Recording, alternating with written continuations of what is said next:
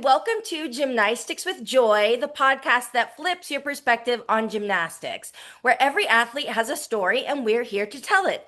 I'm Joy, and today I am joined by a two-time Olympian, a two-time Olympic champion, a seven-time Olympic medalist, a five-time world champion, a survivor, a pioneer, an icon, one of the most decorated gymnasts in U.S. history. I can't believe she's here, but she is. Please welcome the one and only Shannon Miller. Thank Welcome. you. Thank you so much. That is quite the introduction. I feel very special. Thank you so much for Well, having me on. yes, of course. You are special. You deserve the introduction. So, absolutely.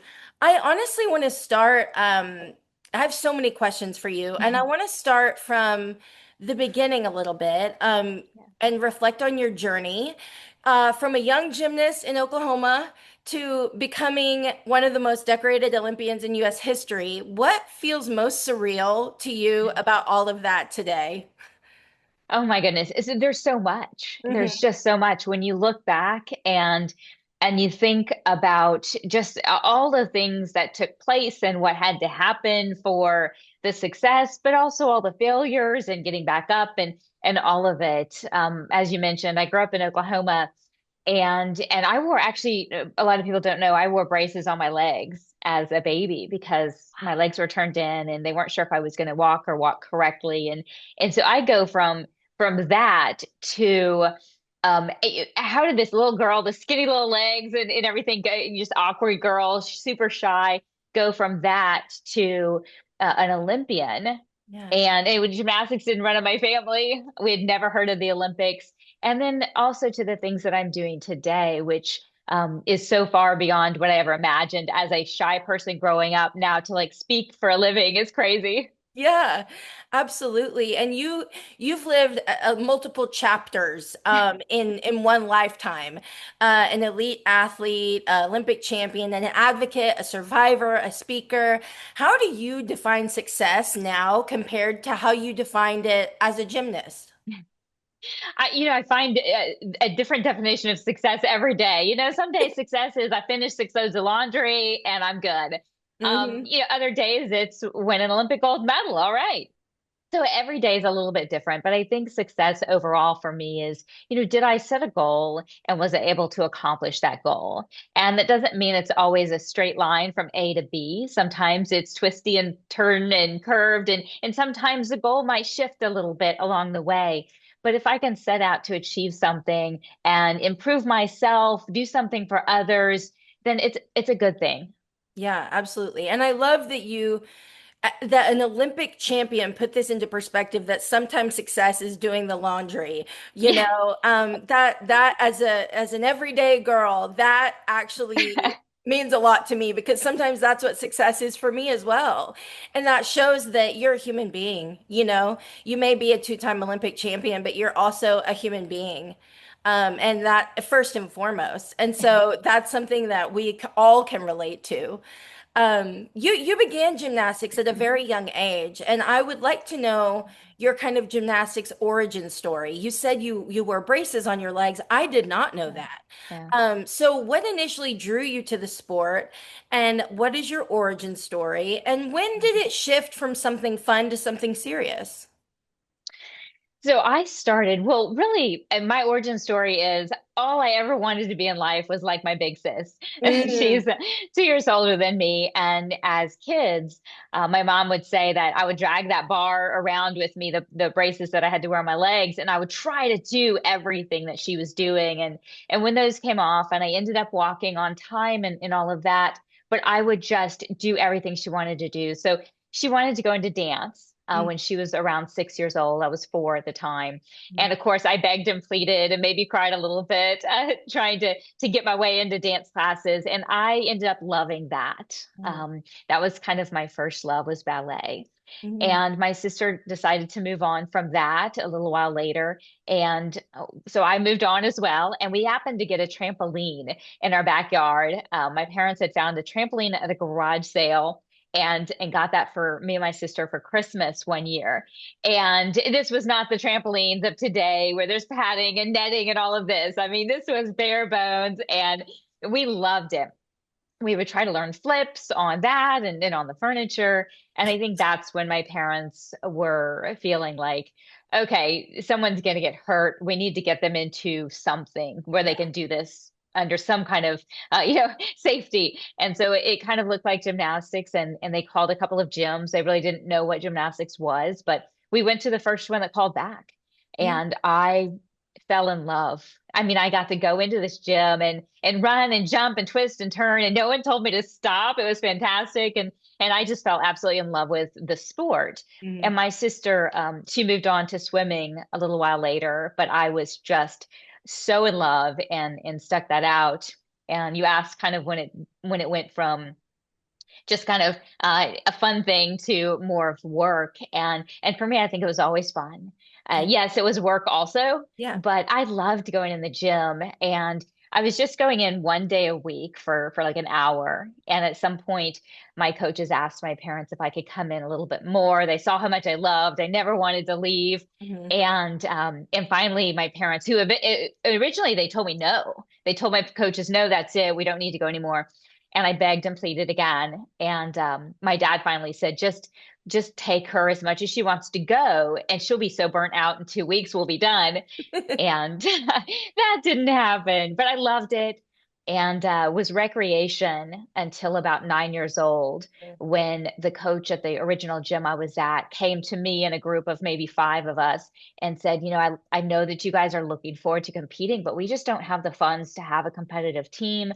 But Yeah. here are three gyms that we would consider as kind of good gyms, safe gyms, good coaching. So you might want to try out. Yeah. And so I went there and tried out at a couple of gyms, and that's when I started competing. Wow, that's incredible. And I hear this common thread with so many athletes that I've talked to, that you're flipping around your house, your furniture, all of that, and then your parents are like, okay, this isn't safe. We've got to get her into a situation where she's supervised and can flip safely. So I think that's so funny that that is a common thread with most elite and NCAA athletes that I've talked to. Your partnership with Coach Steve Nuno is often highlighted as a defining part of your career. What made that athlete-coach relationship so effective? It's funny. Listening, I wrote a book many years ago, and I actually interviewed my parents to kind of understand my childhood and Mhm. and how this kind of worked and happened. And it was funny to hear them talk about it, because what they would say is, I tried out that at a few of these gyms, and they were great. They were all great, but one of them was more like, oh, let's have fun and everything's great. And then Steve was, nope, you're going to have to do this, this, this. It's going to be hard work. It's going to be this. And I loved that. And Mm, they thought, there's no way she's going to choose this gym. But I loved it because I'm just the type of person. I want to know what I'm doing wrong, because I want to get better. yeah. There's no point in being in the gym if I'm not going to get better each day. And Yeah. I had that attitude. Steve had that attitude, but he also had this great perspective of gymnastics isn't life. Yes, Mm, you have goals. I want to help you fulfill those goals, and we can take this long-term approach and do great things. But yes, I know you have to go to school, mm. and yes, you're gonna have time with your family. And so it was really a well-rounded partnership.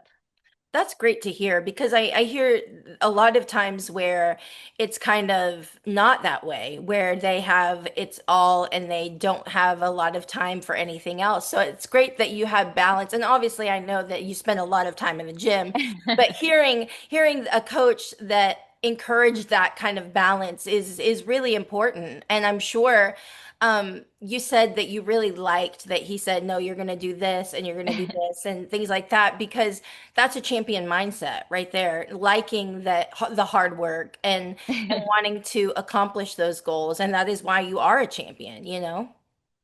I think I tend to be very pragmatic as far Mm. as understanding that I was not the most talented athlete in the gym. I mean, just looking around at my first gym that I was at, and then at Steve's gym, there were athletes so much more talented. They would pick up skills so much faster and easier, and I was always so jealous. Why can't I do that? And I knew I wasn't the most flexible naturally or the strongest. I didn't have the Mary Lou body type of just that Mhm. pure power and strength. And so I knew innately that I was going to have to work harder in a lot of areas. Mm. And so I wanted to be with someone that was going to help me do that work so that I could get better. Yeah, absolutely. And like I said, that's how champions are made, you know? I mean, the people that succeed and like we said, success looks like a myriad of different things, but people who accomplish those kind of things are often lovers of the hard work and knowing that they need to put in the hard work. I am curious, as a young elite in the late 80s and early 90s, what did the training environment look like day to day? Did it differ from kind of what it looks like today or? Yeah, so it's so interesting. I don't really know how different it looks today than from what the athletes are doing. I know in some ways it's very different, just as far as, we no longer have compulsories. Yeah. And so that was 60% of our score back then. So you had to spend some time training these routines that you couldn't kind of mold to what you were best at. You had to really work on your weaknesses in order to do certain parts of those routines. And so without having compulsories, I think that's changed the dynamic a lot of what goes into being in the gym each day. Yeah. For me at that time, late 80s, early 90s, it was 36 to 40 hours a week in the gym. Mhm. We had 3 days a week in the morning where we would go in for conditioning and work on compulsory balance beam and floor exercise, like choreography. And so that would do that before school. I would go to school and then I would go back to the gym for another 5 or 6 hours after school and then Saturdays. So it was a lot. Yeah. And I look back and I think, gosh, that's a lot. And especially having kids of my own with their activities, like that's a lot. Yeah. But at the time, it didn't feel like a lot or too much. It just felt like, oh, I guess this is what we do. I mean, I just kind of assumed everyone else was doing this with their own respective sport or activity or music or something. And Mhm. so for me, it was just part of the journey. And to your Yeah. point about, kind of enjoying the hard work, when you can enjoy the journey and not every day is a piece of cake, not everything is easy, but when you can enjoy overall that journey, then it just doesn't feel as much like work. And Yeah. that's also where all my friends were. So, I go to school and I was super shy at school, so I didn't have a ton of friends there. I would speak to a few core people. But when I went to the gym, that's where I kind of was able to be myself and be amongst people that just enjoy gymnastics the way I did. Yeah. Yeah, absolutely. And then at the 1993 World Championships and the 1994 World Championships, you won the all around. And that is a huge accomplishment. What do you remember most vividly about those competitions? Well, 1993 was incredible. So, my first Worlds was 91 in Mhm. Indianapolis, and then, of course, the Olympics in 1992. And, I came off those games, and I was so excited to even compete at the 92 Olympics. I had broken and dislocated my left elbow 10 weeks prior to the Olympic trials that year. So, even just to be on the team was amazing to come home with. A medal, a bronze. We got on the podium as a team. I came home with a silver in the all around. And at the time, I was so excited to win a silver medal. It was crazy. Yeah, But when a little time passes and you're like, 0.012, like I that's how close know. I was. And so I went back to the gym. And at the time, we always said it was one and done, right? You did one Olympics and you're done. There wasn't this idea that you would come for two or stay for three. And at 15, I was thinking, well, wait a second, there's still more skills I want to learn, more things I want to do. So Yeah. I kept training. And 93 was incredible. I think 92 is probably some of the best gymnastics that I had ever performed during the 92 Olympics. And 93 was kind of getting to be close. The first 2 days was very close to kind of some of my best gymnastics. But then kind of the wheels came off. I got ill. Yeah. And we're not really sure why or how, but I just got ill. I got some stomach bug and it just threw me for a loop. balance beam. I'll never forget. I'm sure the hundreds of thousands of people that have seen my beam routine from that time. You can look it up on YouTube if you're really interested. But yeah, I made event finals on balance beam and fell 3 times.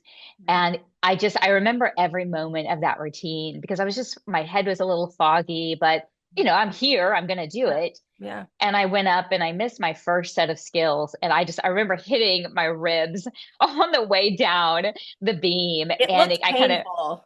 it was painful afterwards. At the time, I was just so stunned. Yeah. And it was just kind of all of a sudden you feel it and then you're on the ground and you're thinking, I have to get back up. Oh Yeah. my goodness. Yeah. And so I did. I got back up. I knew I had to finish the routine. And then of course I fell again. I think it was on one of my handstands I fell on. And and at that point it was like, okay, this is just really not good. But I need to finish the routine.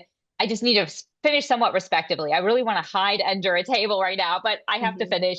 So I got back up and then I was sort of thinking more on safety. Yeah. Okay, I know I'm not feeling well. This is not me. So Yeah. I need to make sure that I'm safe at this point. And so when I did my full twisting double back at the end, it was I didn't mean to fall. I didn't want Yeah. to fall, but I did want to make sure, if anything, I was going to over rotate, not under rotate, just Right. for safety reasons. And Yeah. and so that was a hard one. And I remember being back in the warm up gym. We took some time. I even missed walking out for the award ceremony because I was just, I mean, I was so nauseous. Mm. And um, I remember oh gosh, who was it? Someone came and brought me like half a banana, and I was able to keep half a banana down. Yeah. And my coach asked me if I would be able to finish. I had all of the event finals on floor exercise within like 10 minutes.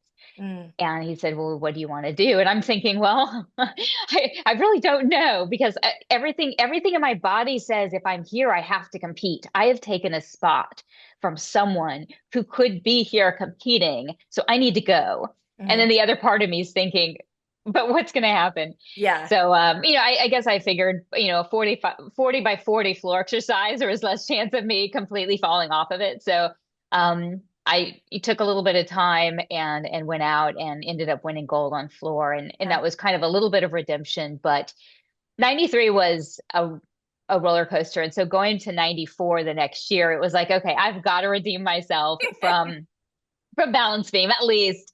And I mean, obviously every event you're thinking about, for me at least, not so much the medal as how close can I come to a perfect 10 on each event. Like that's my job. Yeah. Just whether I'm competing for the team or an individual, all around events, just if I can get as close to perfect 10, then I've done my job. Yeah. And so I went into that competition. That was a tough one because I had pulled a stomach muscle prior to the 94 worlds. And so I was having trouble getting through bar routines Mm. because it was just, I mean, you never realize how much you use your stomach muscles until you have to do a kip. Yeah. And so that was hard and I couldn't train as much as I would have liked to. And I was performing a new skill on bars, which was a lot of fun. So I think, during that time, a lot was going on. A lot of people didn't realize the summer before. So right after the 93 Worlds, I was back in the gym training, but I had been training the same routines for 2 years. And for me, that wasn't the fun part. The Mm. fun part was learning new things and trying new choreography. And I just got kind of burnt out on the Yeah. sport and doing the same thing. And actually told my coach and my parents that I was done. I was Yeah. quitting. Wow. And luckily, my coach worked with me as far as, all right, you know what? And I think he could understand where I was coming from. And he realized that it wasn't about injuries. It wasn't about not liking the sport anymore. I needed to get back to what I loved. And so he helped me do that. And so I think I came back more inspired and more excited for the 94 season. And then also looking towards the 96 games to Yeah. compete. The opportunity to compete on home soil was certainly a draw. Yeah, absolutely. And I remember one of my favorite skills in your bar routine was your hop full into the ginger. That is such a Yeah. difficult combination. How did that come about? It's so funny. Well, I totally stole that from Scott Keswick. Okay, okay, yeah.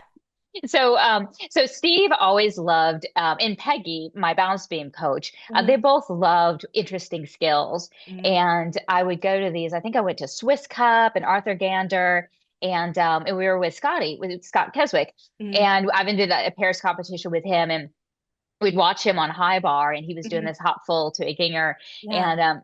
And pardon me.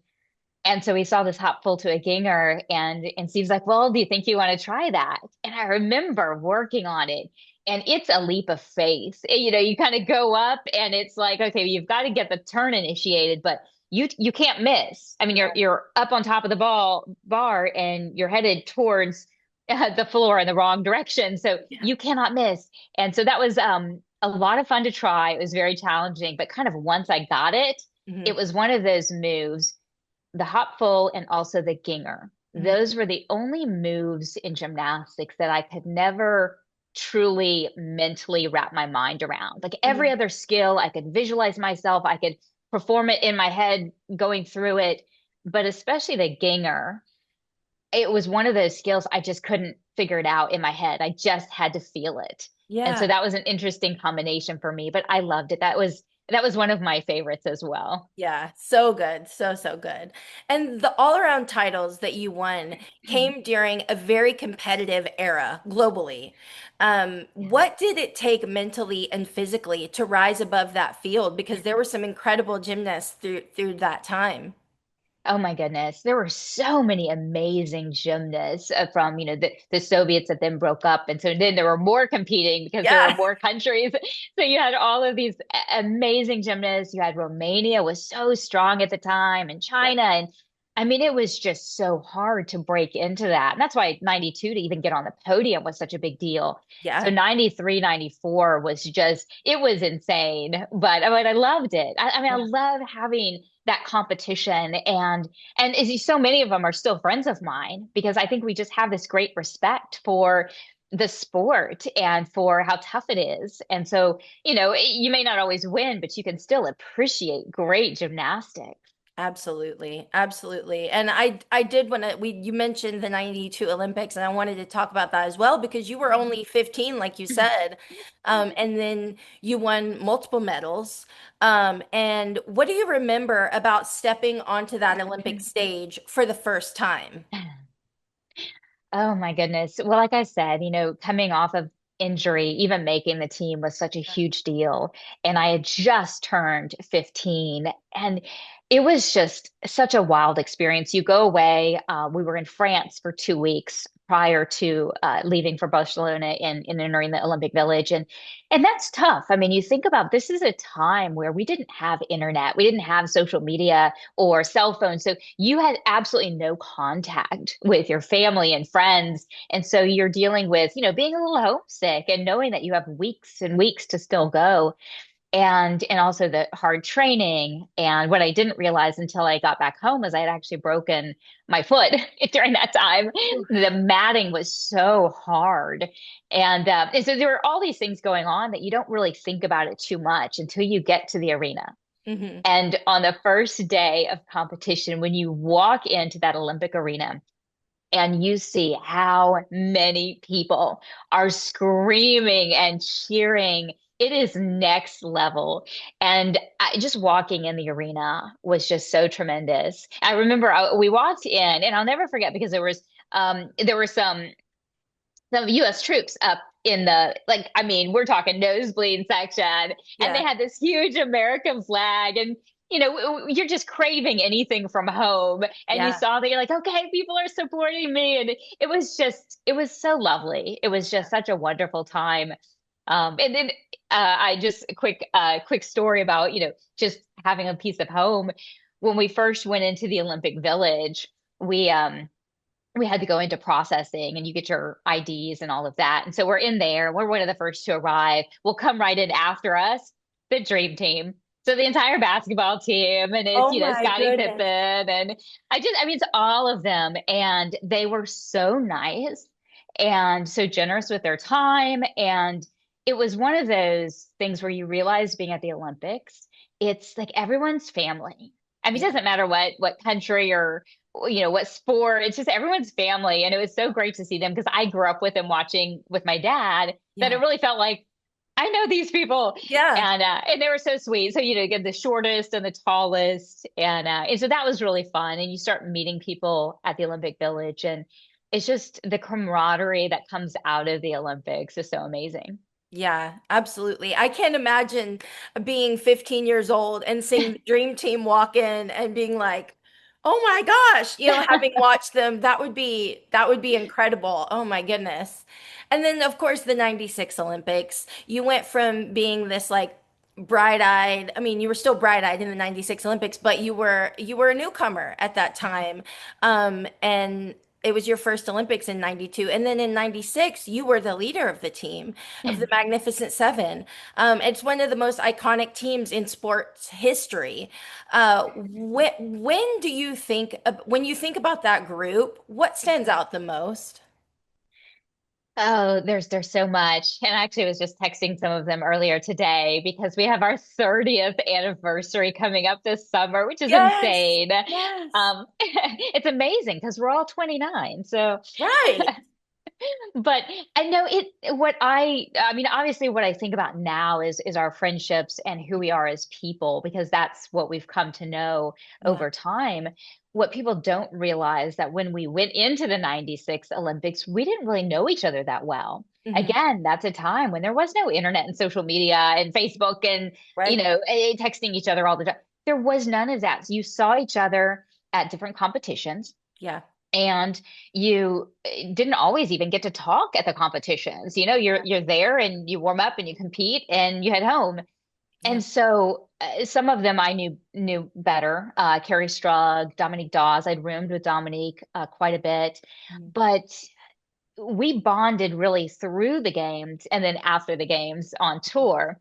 Yeah. So what I love about this team is that we had such great variety. I mean, we had, the younger ones and the older ones. But so you had that the younger ones pushing you because they had all the energy and you're like, okay, I got to keep up with this. But then you Hmm. also had the steadiness, I think, of the three of us that had been in an Olympics before, Right. Carrie, myself, Dominique Dawes. And so we had come from 92. We knew a little bit more about what to expect. We could kind of bring the calmness. You had Hmm. Amanda Borden, who Hmm. we had as our team captain, was amazing because she was just kind of that mother figure that could say, okay, we're just going to keep it positive, Yeah. and she was so good at that. And still to this day, we always consider her, she's our team captain because she Yeah. is so positive and brings that energy.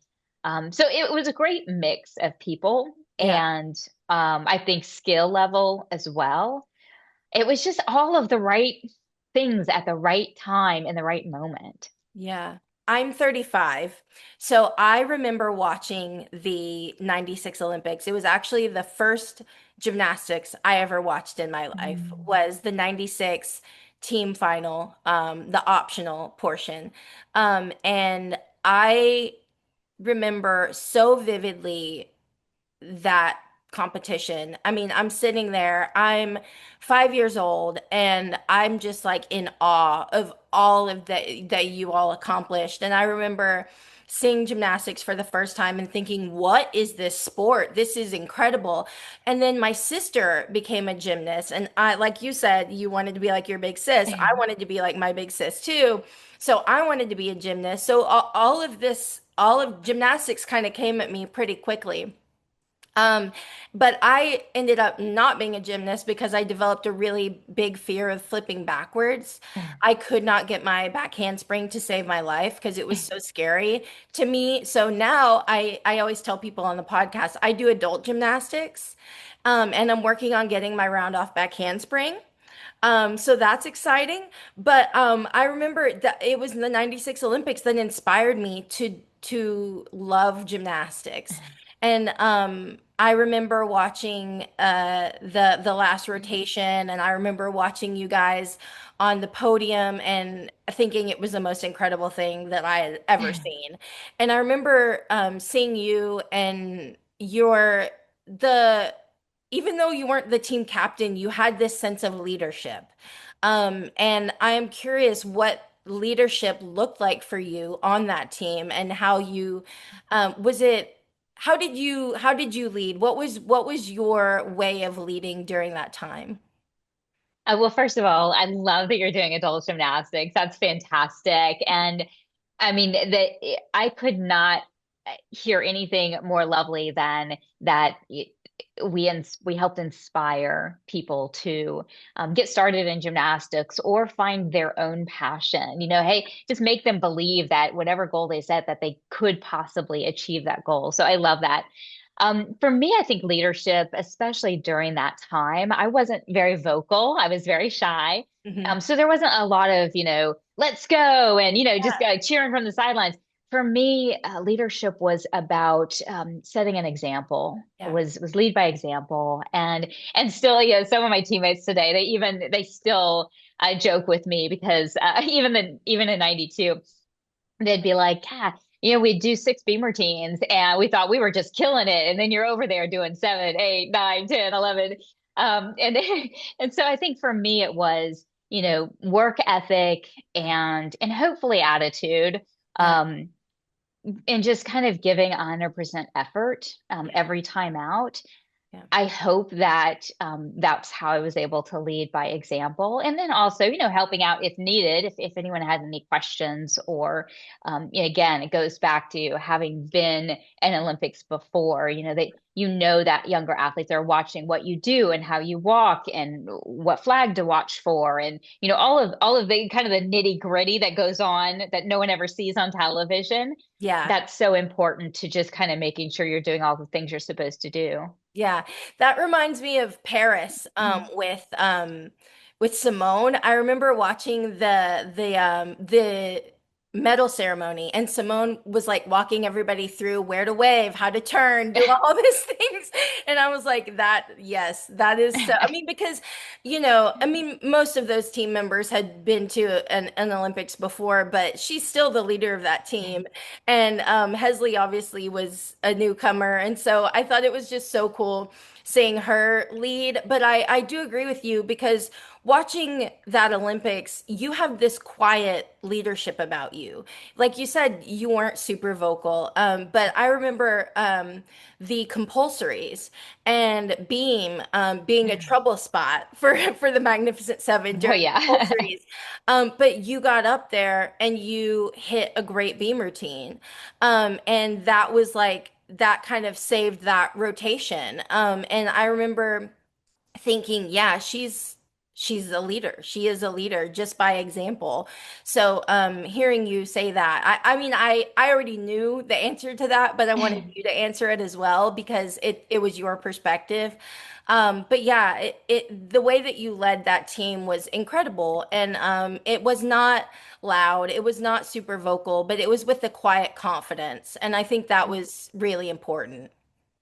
Well, I appreciate that. I think I've grown in kind of leadership abilities over the years, but I think that for me it was watching other leaders Yeah. and what they do that was so beneficial to me. And I loved how Amanda kind of led with her, again, her positivity. That wasn't necessarily cheerleading, but it was just that knowledge that, hey, we're here. We get the opportunity, we have this great opportunity to be here and do wonderful things. So let's take every opportunity. And I love that viewpoint of hers. And then there's those, silly moments where you just have to be thinking 3 steps ahead. Like when we walked out for the award ceremony that night, well, Carrie couldn't walk. She had, Right. obviously injured her leg.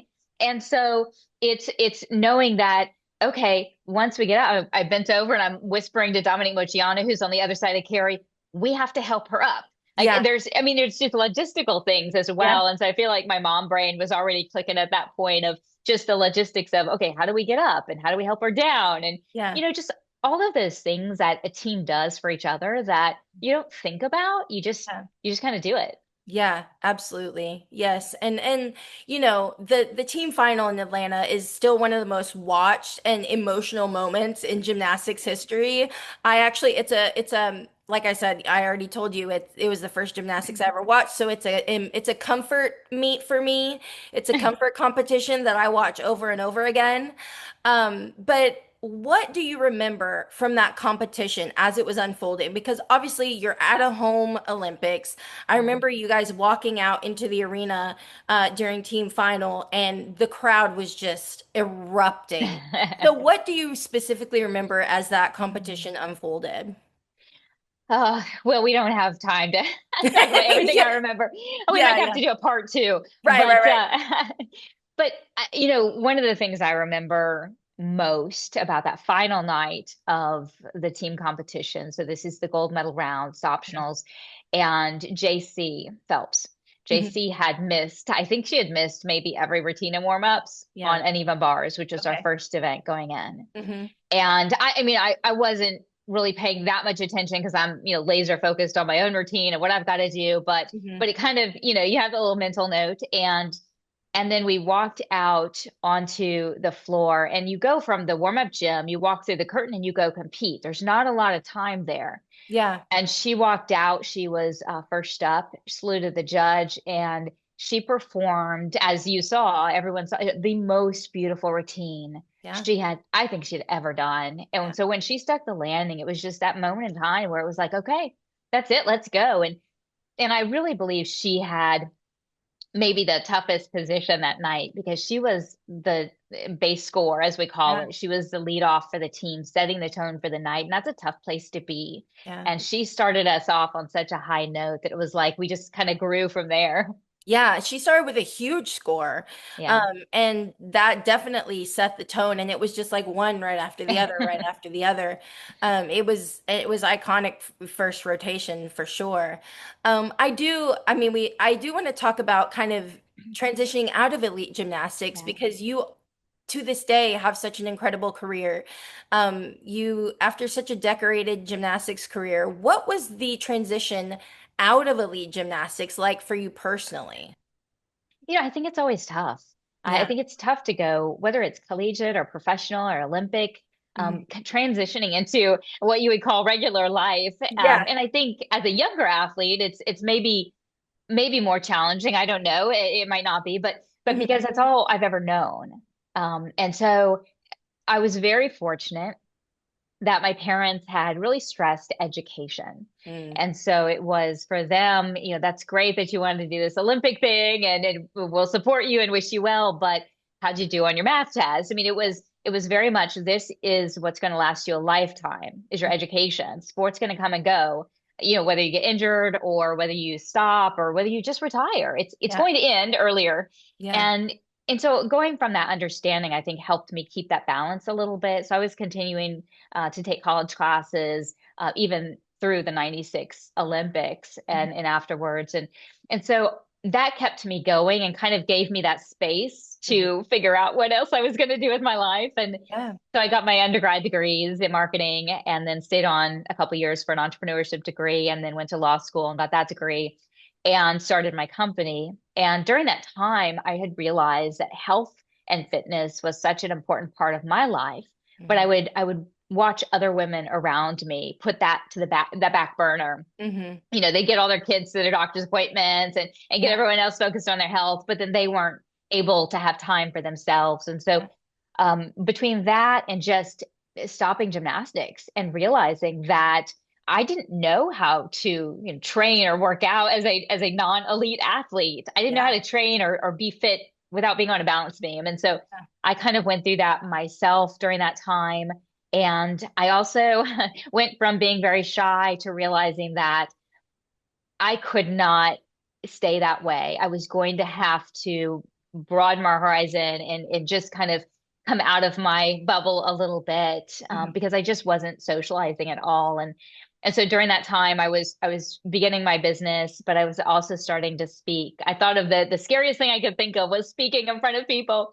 And so I just decided one day that I was just going to do it. Mm. Just like if I had to learn a new skill that I was scared of, I would train it. And then at some point you say one, two, three, and go. Yeah. And so I started accepting speaking engagements and that brought me into broadcasting, which I loved doing that. So I got to talk about gymnastics Yeah. and then I would get to go speak. And then I had my company that was focused on health and fitness. And then about 6 months after I launched my company, I was diagnosed with ovarian cancer. Right. And that kind of set me on this whole new trajectory with regard to survivorship. Hmm. Yeah, I mean, that actually brings me to my next question is you've become a highly respected keynote speaker. What message do you, I know that you're very passionate about early detection and women's health and things like that. So what message do you feel most called to share with audiences today? Well, really, there's two, Hmm. and they're separate, but they're similar. Hmm. On the one hand, I do a lot of corporate speaking Hmm. and nonprofit speaking. I'll talk about the gold medal mindset, and I Yeah, love that because it's something for everyone. You don't have to have been an athlete, and it can help in any aspect of your life because really, it's goal setting, right. teamwork, positive mindset, commitment to excellence, resiliency, all those things that we deal with every single day. So I love talking about that. Yeah. And then I also have this other kind of core area where I do focus on survivorship. So whether that's talking with people about survivorship or being a part of campaigns for raising funds for research or helping with awareness and early detection, because those are so important. And for me, it's very personal because I know that I almost canceled Yeah. that doctor's appointment. Mm, And instead of canceling it, I ended up taking one a little bit earlier. mm, And it was at that appointment that they found the tumor on my ovary. yeah. And so I kind of live with that understanding that if I had canceled that, I might not be here today. Yeah. And that's a it's a big it take kind of takes the wind out of me when I think about it that way. So I try not to very often, but Yeah. but that's what drives my passion for awareness. Yeah. Yeah. My husband, a little bit of my backstory. My husband's a two-time spinal cancer survivor.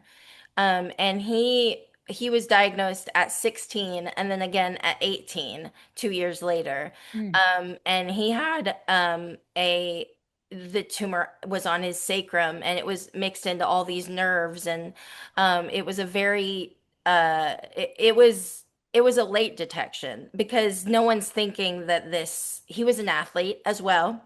He yeah. was a he was a paintballer and he was like traveling all around the country and doing all of this. And so no one's thinking that this fit, healthy 16-year-old has a tumor on his spine. Yeah. And so he was given a 90% chance of a 90% mortality rate was what he was given, 10% chance of survival. And I mean he survived it. He fought through it and he then 2 years later, he was re-diagnosed again with a recurrence, and they were like, "You 100% chance will not be here if you do not have this experimental surgery called a hemicrectomy to remove the tumor, even with chemo and radiation." And so he had to, at 18, sign this paperwork saying, yeah, I'll do this experimental surgery. There's a 50% chance I might not make it during surgery. There's a 50% chance I might, but it's better Mm. than not 100% chance. And so he did it, and he's 16 years in remission. Wow. And he lost the use of his leg, his right leg, so he gets around on forearm crutches. And that was hard for him as an athlete, losing the ability to walk and run and things like that. But he's my hero because of all that he's been through and the way that he overcame. And so what you do is it's near and dear to my heart because it's important, it really is. It's important work. And I think early detection is so important. And he was lucky, I mean, because it was not early, but I do think that going to those doctor's appointments, because as a 16-year-old kid, he was like, whatever. I don't need to go to these doctor's appointments. But, it saved his life. It did. So thank you for, first of all, I just want to say as a wife of a cancer survivor, thank you for what you're doing, because it's super important. Um, and yeah, I just want to say thank you. Thank you for that. Well, I appreciate that. And thank you so much for sharing your story. It really is important for people to share, both on the survivorship side, but also on the caregiver side. Yeah. And that's something that I've actually been thinking a lot about because I've traveled the country for the last 15 years, really just talking with people in the cancer community, whether that's survivors or caregivers, nonprofits, and oncologists and nurse navigators, and it's just the whole Yeah. family of Yeah. survivorship. And the one thing that kept coming to the forefront to me was kind of this gap in the survivor and the caregivers and the loved ones. So Mhm. the survivors are wondering, what do I need, for this treatment or that treatment or for this whole thing? And it's such a different world. And then so many people, the loved ones and caregivers and friends and coworkers, they just want to know, how can I help? Yeah. And I went through that last summer. Just really, it hit my heart really hard last summer. And I don't know why. Hmm. Maybe this is my midlife crisis, but I ended up starting a company devoted to filling that gap.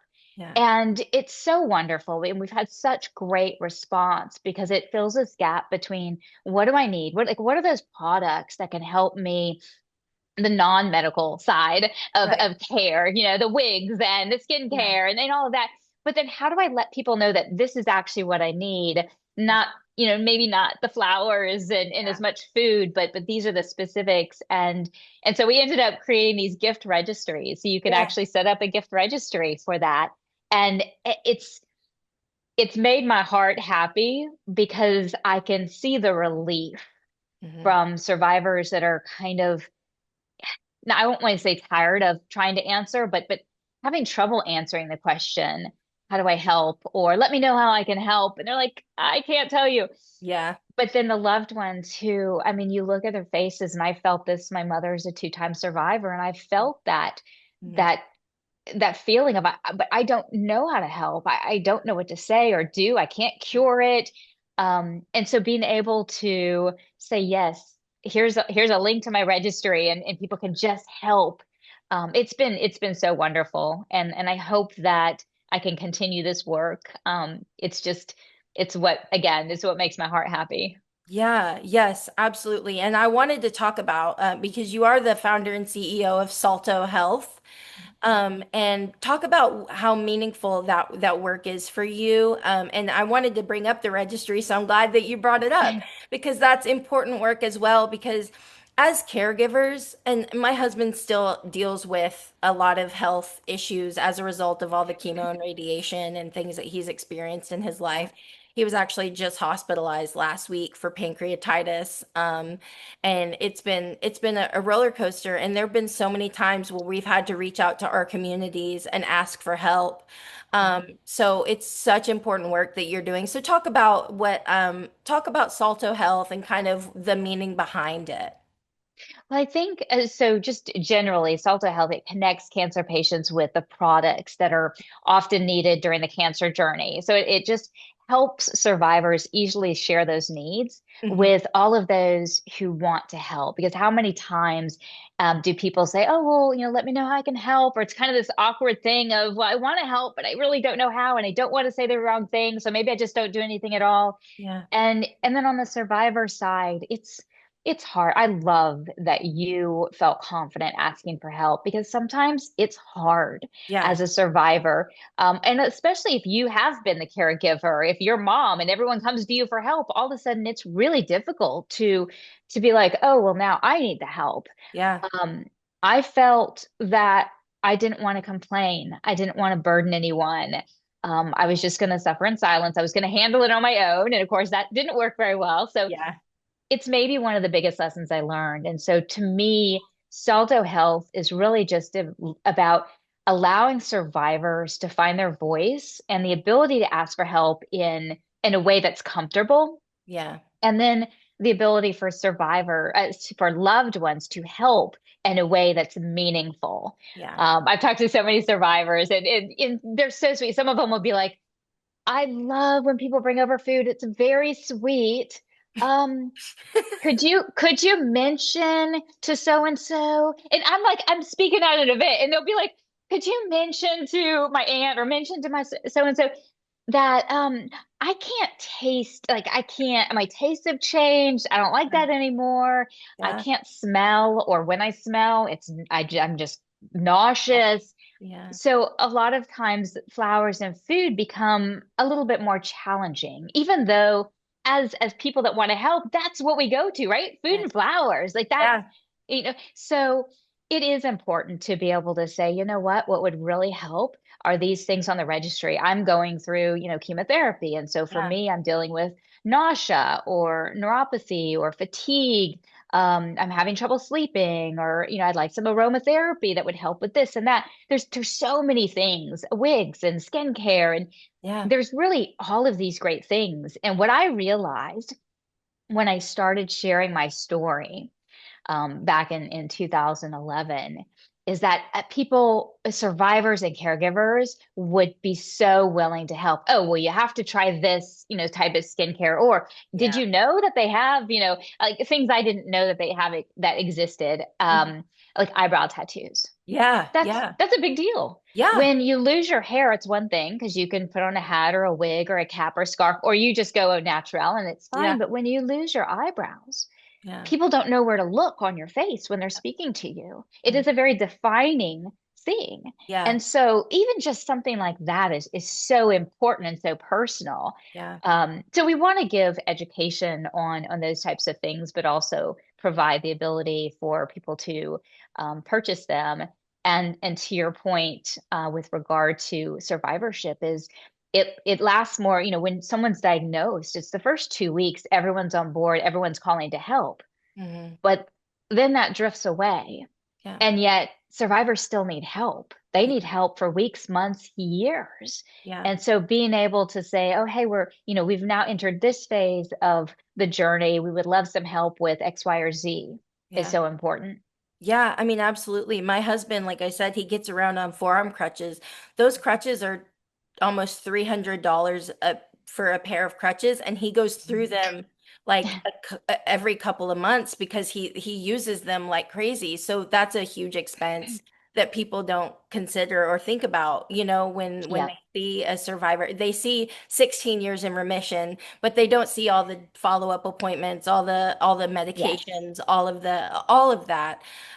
So yes, I think the work you're doing is absolutely incredible and so important for both caregivers and loved ones and Mhm. survivors as well. Yeah, well, I hope so.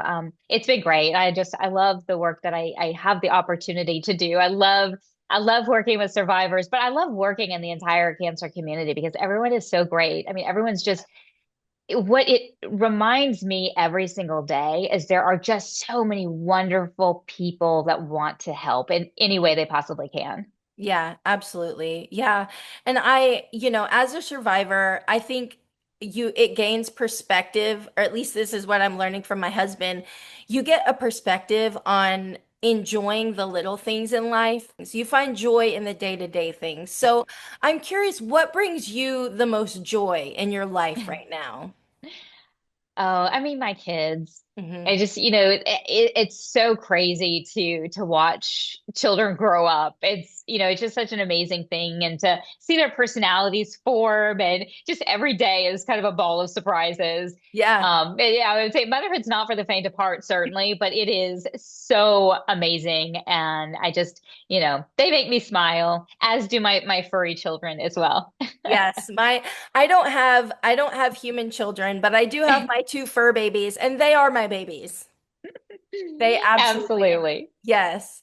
Okay, so we've come to the final questions. These are the questions I ask every guest.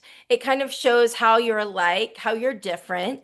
Um, and so let's get into it. What gym sound or noise do you love? Like obviously in the gym, there's a lot of Uh, noises that happen. What is one that you love?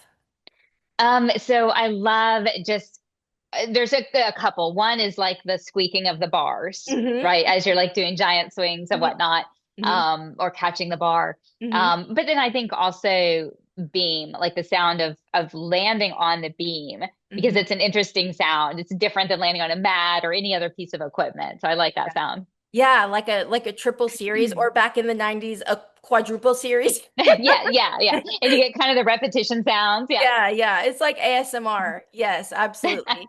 What brings you to life creatively, spiritually, and emotionally?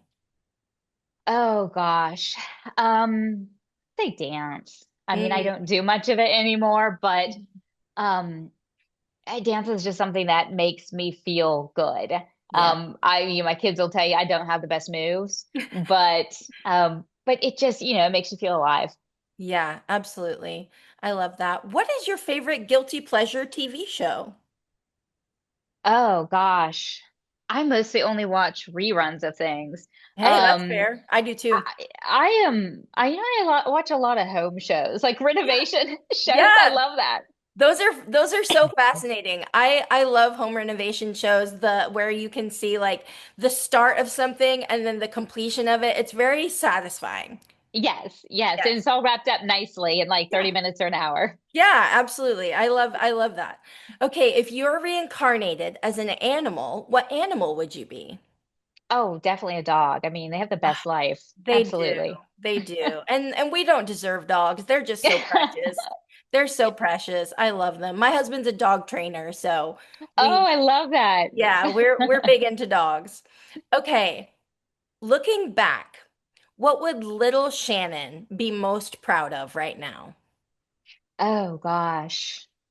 I think little Shannon would probably be most proud of the speaking, Mm, because that's not something I ever imagined as a child or as a teenager that I would ever have the courage to do. And so yeah. the fact that not only do I kind of do that, Yeah. but I also truly enjoy it, it's just such a reversal. So I think that would be interesting. Yeah. Yeah, hearing that you were such a shy person and then developed into this speaker and this advocate, that's so incredible. And that just shows how determined that you are. Obviously, you're a determined person because you're an Olympic champion, but overcoming being shy and speaking in front of people, public speaking is one of the most terrifying things in the world.